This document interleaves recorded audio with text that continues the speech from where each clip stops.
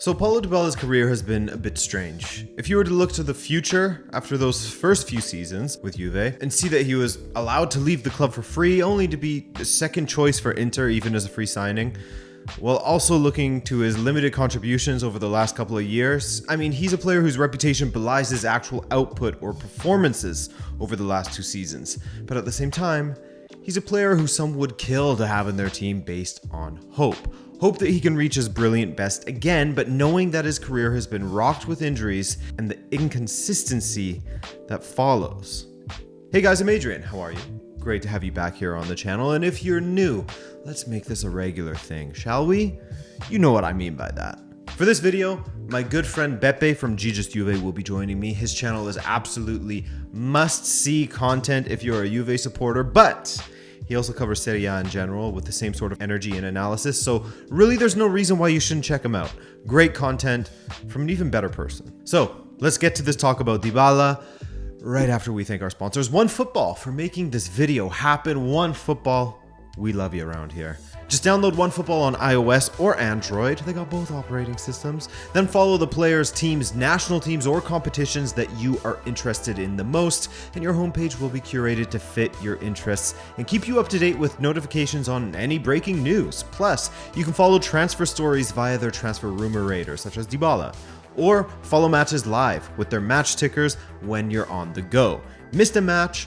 All good, as there is so much content available to you, such as highlights, interviews with players, and behind-the-scenes content in OneFootball's video section, incredible articles to take in from your favorite publishers, and so much more. So as mentioned, just use the link in the description to download OneFootball for free, and you'll be all set, man. Thanks, OneFootball. Appreciate ya. Let's get this video going. If you're at all familiar with Dybala, then you will know that when he is in shape and in form, there are a few players who can match his elegance or brilliance with the ball at his feet. He really is one of the most enjoyable players to watch, at least in my opinion, of course, when he is on song. But unfortunately, the times of which we have been able to see him play consistently at that brilliant level have been few and far between. Now, his injury record is divisive in some respects. If you were to look at his appearances over the last few seasons, they don't necessarily scream of a player who has had an injury-riddled few seasons with Juve, except, of course, the 2020-21 season. But what you have to remember is this. For every injury, for every absence, Dybala essentially had to re-find his form. He was consistently on the back foot in this regard, consistently playing catch-up form-wise. So while he may be good for 35+ matches per season on average at Juve, you aren't getting the best of Dybala with his stop-start injury record that this season alone saw him sidelined for 16 matches due to 6 separate soft tissue injuries. If you've been watching this channel for a while, when we talk about injury-prone players, you know that the injury cycle will just continue to rear its ugly head with these soft tissue injuries. That's a lot of time spent reintegrating, rediscovering form. I mean, in the last 2 seasons in Italy, Dybala has failed to reach 30 appearances in the league alone. In fact, 2 seasons ago, he only played 29% of the possible minutes he could have featured for Juve across all competitions. This has got to be frustrating for everyone involved, as Dybala doesn't strike me as a contract rebel, you know, like a Bale or something, happy to sit out matches and just collect his paycheck. So ultimately, what a club is left with is a lot of frustration. Frustration that one of the most brilliant squad members, or going further, one of the more brilliant players in professional football, is consistently injured, is consistently inconsistent. Therefore, it makes it pretty difficult to rely on someone like Dybala, even if he doesn't cause too many issues and is quite loyal to Juve. Hang on a second. We now interrupt this video to jump to more video of myself speaking with a fellow video content creator. How many times can I say video in one sentence? Juve, aka my man Beppe. We talked about all things of how things went down between Juve and Dybala in that final season, etc, etc, etc. Let's get to it. Taking the fans out of it at this point, where do you think that the relationship between Juve and Dybala started to head down in the direction where there was maybe a split coming between the club and the player? Where do you think that started? I will probably surprise you, Adrian, but for me, everything started on the 11th of April 2017.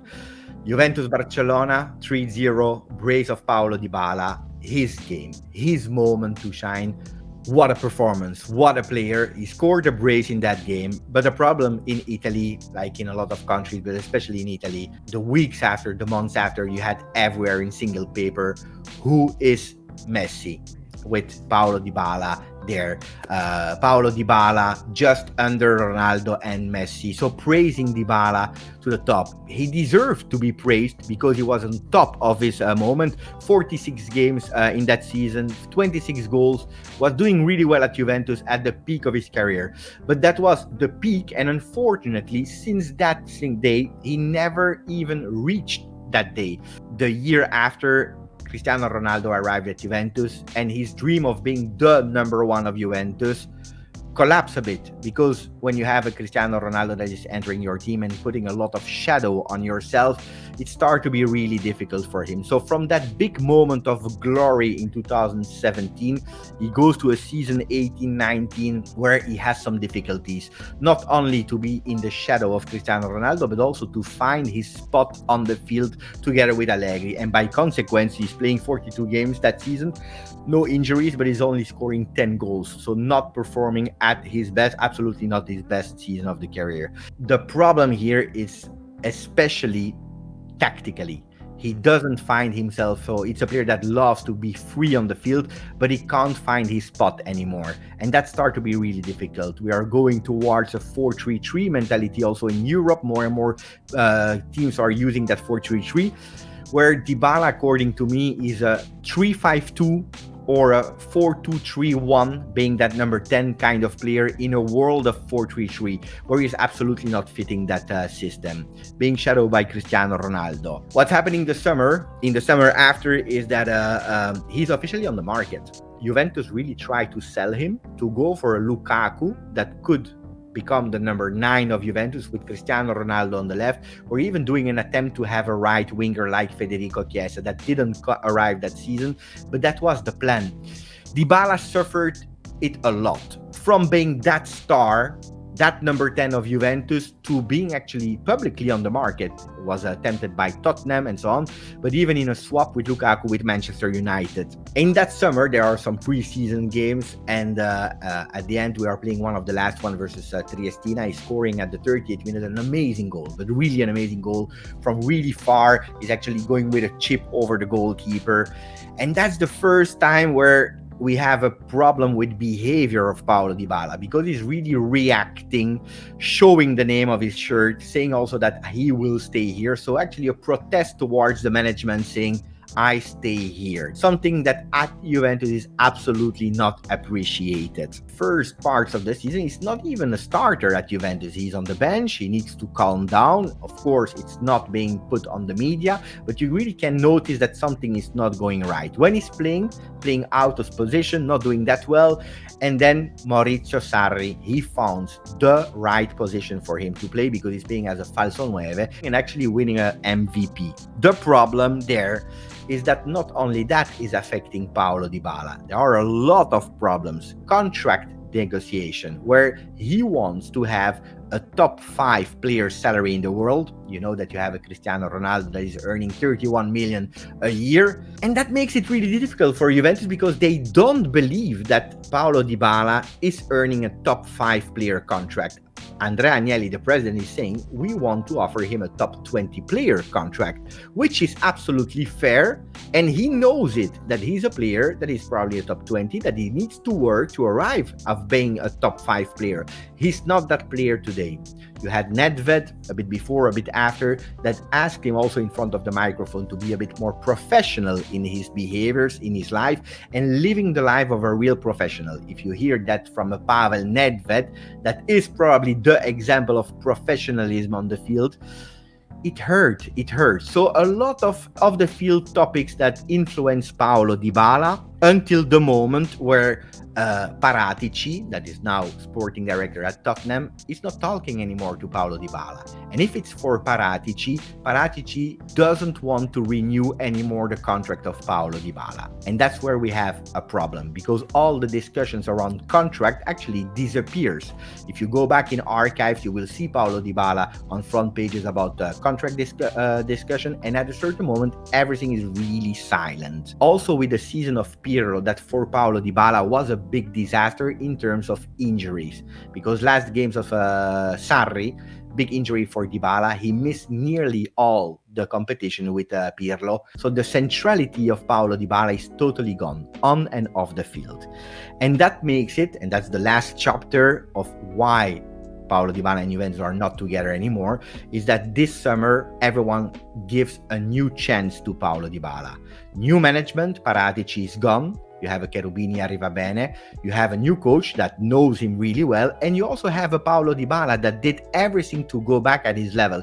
He went to USA, really great sporting camp to actually come back at his level. He's coming in preseason in a shape that nobody ever saw Dybala at in that form. That was amazing from Paulo Dybala.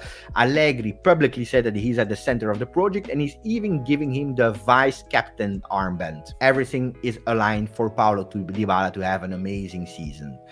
But unfortunately, doesn't happen. And also Cristiano Ronaldo that is leaving. So everything was aligned for Paulo Dybala to actually renew and stay at Juventus. And you see also that the contract negotiation starts again with a lot lower demands from Paulo Dybala on his contract, but at a certain moment it blocks. It blocks because Juventus is proposing him a contract that rumors are saying that he accepts, but his agent is not able to sign because he's not having the rights to sign in Italy to represent him as an official agent. A few months are going by, and you see that Paulo Dybala is again reacting with a kind of behavior after scoring versus Udinese, looking and challenging the management with a really, really sad look.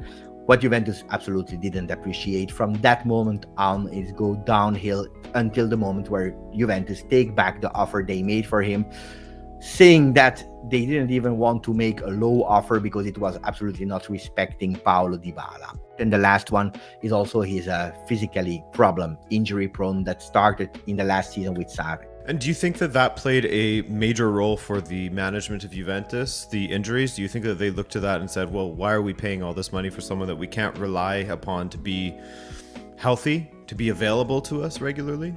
That was, according to me, but that's my own opinion, not the main thing that made the decision easier. Because it's true that when you see that Paulo Dybala was not able to participate to important knockout Champions League games because he was not there, and you have to go really back in time to find Paulo Dybala really performing in a game of knockout stage of Champions League of Juventus. It's true that it's really difficult because you have your number 10 that is not able to give you 100%. Same a bit like Giorgio Chiellini that you are missing. You are missing two important players. And this year, if I'm not wrong, he missed 16 games again of in total of his season. That's a lot for Paulo Dybala. Yeah, that's a lot of games. And you're correct. I had the exact same calculations in my video. So for you, someone who has lived through those generations of the players that you mentioned, such as a Del Piero, etc., how do you think that once the dust has been settled, how do you think that Dybala will be remembered? Now, I know that the huge caveat is whether he goes to Inter or not, that will affect how he is remembered. But based strictly on what he achieved at Juventus, what he was able to achieve at Juventus, how do you think that Dybala will be remembered? Because some were saying, oh, he's an icon of the club. Some were saying he's someone who never fully delivered. What's your take on it, Beppe? 293 games, 115 goals, the same as Roberto Baggio, 11 titles with Juventus, 11 trophies. It's not a player that will be forgotten. You can't. That you like him or not, you can't, because he's an important part of Juventus. Look, I have a lot of shirts. I'm a collector of shirts. From the moment that you have more than one time your name on my shirt, that means that you were important. I have more than one t-shirt of Paulo Dybala. That makes that he will keep and will always stay in my heart because it's an important player. Whatever and wherever he goes is important for Juventus. Now, when you are looking at some players that Juventus had, Platini, if you are going really far away, Zinedine Zidane, Del Piero, Camoranesi, Trezeguet, Nedved, Buffon, these players that also remained in second division with Juventus when we had to go in Serie B and come up. What you give in terms of attitude, I believe that more than titles is also the behavior you had. And you will not be the one that will have a star around the stadium and being that legend of Juventus. No, he will be the player that could have been, but never become that player, even if it's an important player. Yeah, I think that's ultimately my takeaway from this situation, is that he's another player that will be associated with what could have been versus what he actually achieved at the club. And that's not to say that all the trophies and the goals and the appearances that you mentioned, that we can just throw those aside, of course, but it always felt like with Dybala, and you did a good job of illustrating this, at one point he was spoken of as that player that is going to break into the top 3, the top 2 players in the world. And through injury, through all of the things that you basically illustrated, it just never really happened, even though he has this sort of ethos around him, as these very high quality players do, because I think that Dybala is one of those players where if you just look at his goals and assists output, you're doing yourself a disservice, because you're not truly enjoying Dybala and the elegance that he had on the pitch for so long at Juve. So he's an interesting one, and I think that ultimately, if I was a Juve supporter, I would feel sadness at how this is going to end, basically, or how it has ended, I guess, because he is now a part of the history of Juve in this moment, isn't he? He is. Look, if you ask me, am I sad? I will tell you, yes, I was there for his last home game with Juventus in the stadium when we said goodbye to Chiellini and to Dybala. I have to admit that for Chiellini, I cried, really, because I 17 years with Juventus. For Dybala, I was thinking that I would not cry, but when I saw him and when I saw his face and crying so much at the stadium, I was emotional, and I was really sad, because I said, it's a pity. That, I think that recap it really well. I said, it's a pity. Could have been so much better, because if you're seeing the class of Paulo Dybala, I don't know, maybe people will interpret it like I'm a Dybala hater. Absolutely not. When I'm watching him on the field doing the magics that he's doing, that left foot is incredible, Adrian. Incredible left foot. The magic that he has, Juventus will lose a lot in terms of quality, in terms of the magic that he's bringing. And today, Juventus are looking for a new start, a new way, and I believe that it's the best decision. I always said, and I believe I said it to you also a year ago when Ronaldo left, I said, I prefer a happy player somewhere else than a sad player in my team. And so for all of the good that Dybala had brought to Juve, he leaves as yet another player that becomes a case of what could have been with their respective club. But of course, his next move, should it pan out, risks destroying what was left of his Juve legacy, where he was a fan favorite, but a divisive one at times. Whether there is truth to these reports or not cannot be said definitively. Of course, we're not in the negotiations room with Inter's back room or Chelsea's, but we know that Inter has been trying their best to sign both Lukaku and Dybala, or at least that's what Inter CEO Beppe has said himself about the situation. That's as far as we know when it comes to official sources, official being from the clubs themselves. But when it comes to speculation, there are apparently some of those in the Inter back room who are having their doubts about this Dybala deal. Those who aren't so sure whether he is worth spending this kind of money on, rumored to be about 6 million euros per year or more in wages to sign the Argentinian attacker. And so there were rumors that Lukaku was the better bet between the two players, and that's why he was prioritized over Dybala for Inter, with an agreement between Chelsea and Inter allegedly coming to fruition, according to the likes of Fabrizio Romano, of course. Now, there is a world where both players are signed by Inter, but the alleged prioritization of Lukaku over Dybala speaks volumes to how clubs view the player, while the total lack of links between Dybala and other clubs around the world speaks even further as to how he is viewed by clubs at large. If Juve couldn't justify the numbers, they would have to pay Dybala versus what they would likely get out of him, probably another injury-riddled playing catch-up type season as the last few have gone, then certainly other clubs will look at Dybala and his talent up against his wages and his injury record. On top of that, you have the previous difficulties such as his image rights causing issues for his proposed move to Tottenham, and his agent has been blamed by some in the media as a stumbling block as well. A former used car salesman and family friend from back in Argentina who had to register with the Italian Football Federation as an intermediary right in the middle of contract negotiations with Juventus, which is just ridiculous, really. And so with Inter allegedly getting the Lukaku deal over the line, the deal that they prioritized before making a final decision on Dybala, it looks like the next few weeks will make or break Dybala's move to Inter. Should that break down, then your guess is as good as mine as to where he'll end up. A supremely gifted player, but one with a terrible injury record and seemingly poor representation. Unfortunately, things haven't changed in the 3 years since I last made a video on Dybala. He's still a supremely gifted player. He still isn't overrated. He's just completely unreliable. That will do it for this video, guys. What do you make of Dybala, his legacy at Juve, and just overall how he is as a player? Thanks again to Beppe for joining me. Always a pleasure having him on. And a big thank you to you for joining me as well. Hit that sub button if you're new. Go check out Beppe's channel if you haven't yet. And we'll see you later. Ciao.